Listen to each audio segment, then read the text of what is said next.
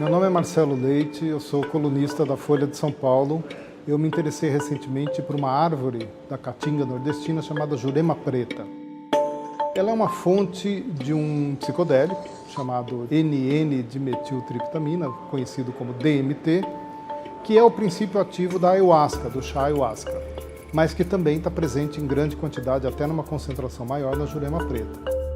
A Universidade Federal do Rio Grande do Norte, mais exatamente o Instituto do Cérebro da UFRN, está fazendo um programa amplo de pesquisa sobre DMT e para conhecer toda essa área nova de pesquisa, especificamente com a Jurema Preta, eu viajei ao Nordeste para conhecer alguns rituais e essas pesquisas feitas no Instituto do Cérebro da UFRN.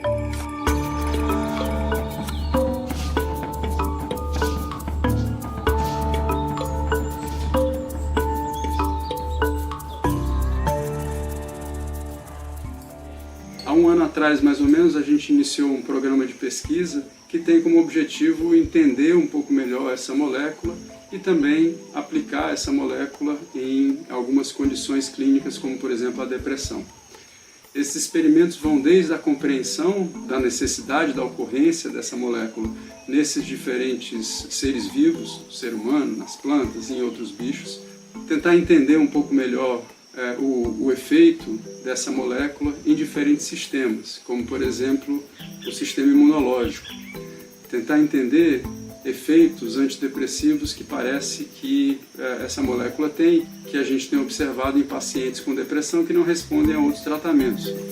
Esse efeito antidepressivo vem sendo pesquisado primeiramente com a ayahuasca e agora pretende usar o mesmo princípio ativo, a DMT, de formas diferentes. Em vez de você beber um chá, a ideia é ou inalar ou usar uma injeção intramuscular.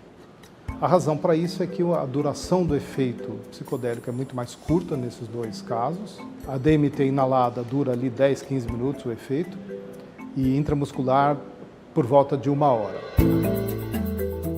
A Jurema Preta é usada desde o século XVI, pelo menos, provavelmente muito antes, por indígenas do Nordeste brasileiro, em rituais onde se usava o chamado vinho da Jurema, às vezes chamado também de ajucá. Eram rituais xamânicos, ou seja, os pajés, principalmente, mas também outras pessoas tomavam e se transportavam para outros mundos, falavam com os espíritos, né?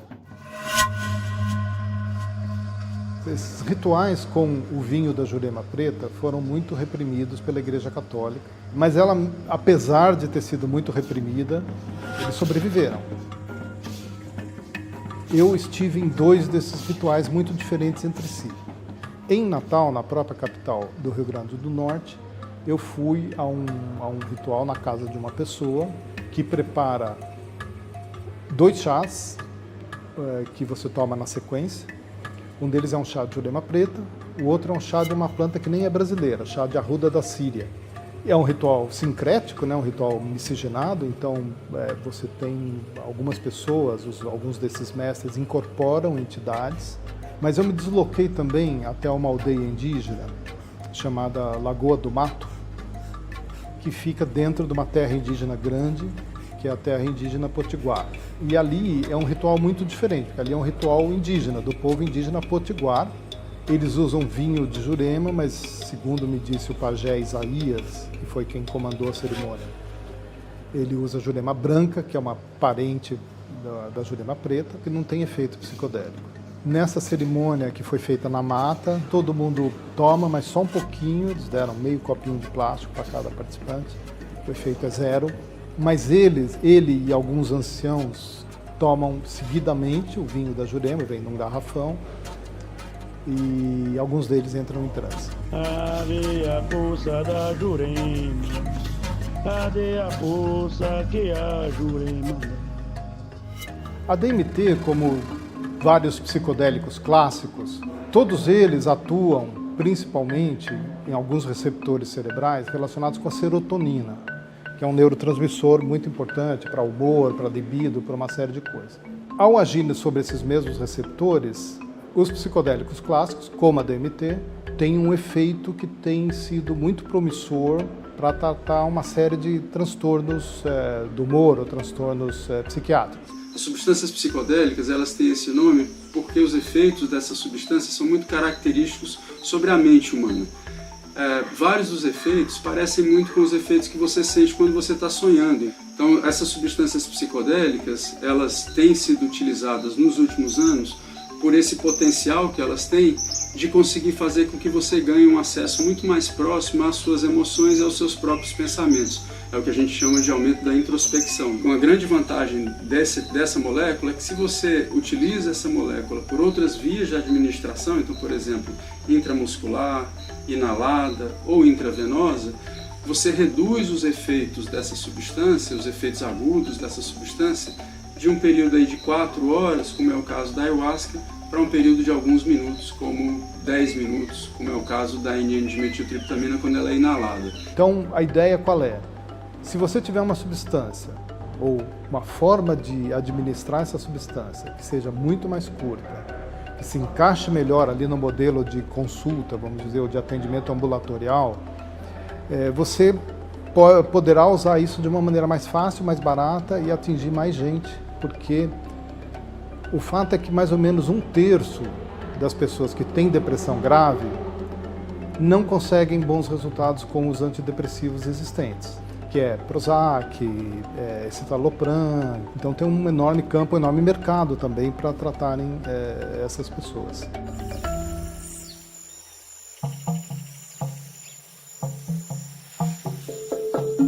A jurema preta, no caso que o Draulio de Araújo vem pesquisando, ela vem num município cearense, no município de Quixadá, onde o pai do Draulio tem uma fazenda. E de fato ela está presente em todo lado na Caatinga, assim, é uma planta muito comum.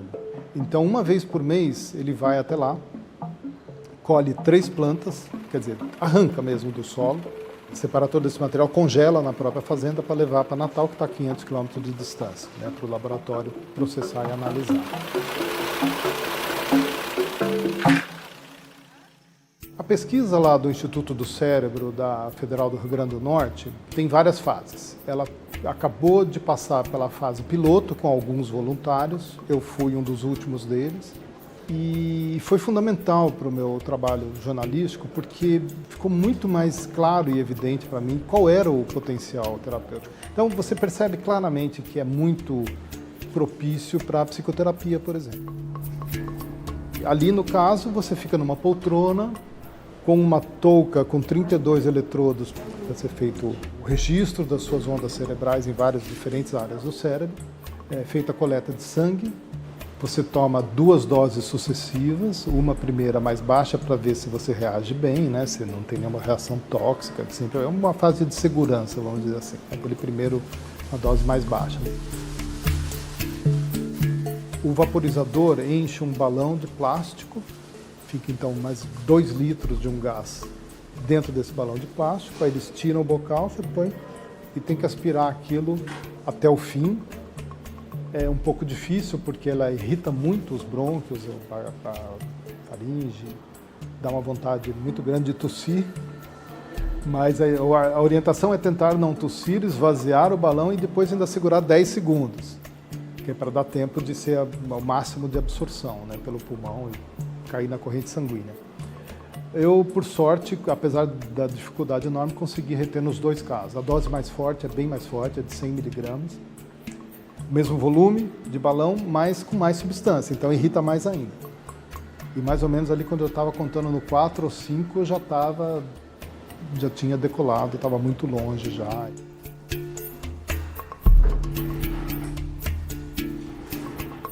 Nem vi tirar sangue, você realmente sai um pouco da órbita normal, vamos chamar assim. Feitas 2 sessões de integração com a psicóloga, o próprio psiquiatra presente, portanto médico, pergunta como você está se sentindo, se está tudo em ordem, enfim, tem algum tipo de mal-estar, ou, né, antes de te dar alta, vamos dizer assim, né, te liberar para ir embora. Eles dão também uma refeição, aí depois da refeição eu fui embora. E fica uma coisa muito boa, assim, que é o que se chama de afterglow, né, de um brilho residual, vamos chamar assim, que é o que se associa com efeito antidepressivo, inclusive, né? Essa sensação boa de que os problemas que a gente dá tanta importância não são tão importantes assim, você fica menos agressivo, mais compreensivo, tem mais empatia.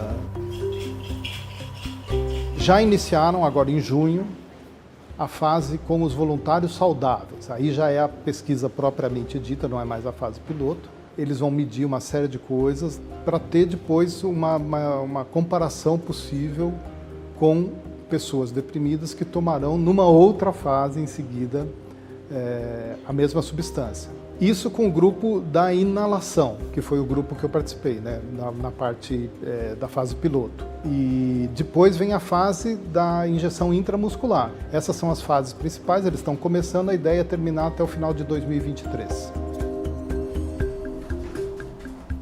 Isso aí não quer dizer que vai ser um remédio perfeito, que vai servir para todo mundo. Tem um monte de gente que não pode tomar, seja porque tem restrições do ponto de vista de doenças pré-existentes, seja porque tem tendência à psicose. E certamente, como no caso dos antidepressivos convencionais, vai funcionar para uns e não vai funcionar para outros. Então tem que fazer essas ressalvas para que não fique essa impressão que muitas vezes fica para algumas pessoas de que os psicodélicos são a panaceia para todos os males psíquicos e emocionais da humanidade. Provavelmente não serão. Aliás, muito provavelmente, é praticamente certo que não serão. Mas também é muito provável que sejam um recurso a mais para tratar e melhorar a vida de muita gente que está sofrendo sem ajuda hoje em dia.